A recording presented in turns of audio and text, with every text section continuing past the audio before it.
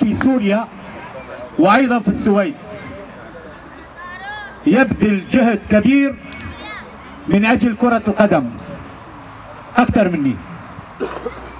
اللاعب بشار ميخا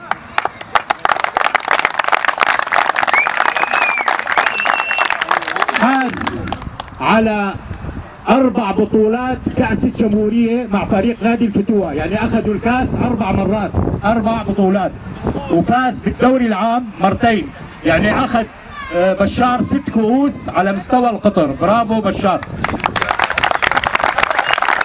شارك في كأس الكؤوس العربية في السعودية، دعي للمنتخب مرتان، شارك بدوري أبطال آسيا، يمتاز بهدوء وأخلاق عالية ومعطاء بدرجة ممتاز.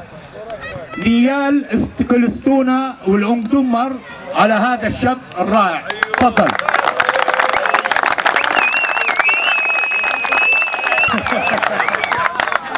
دمرته بالكلمة.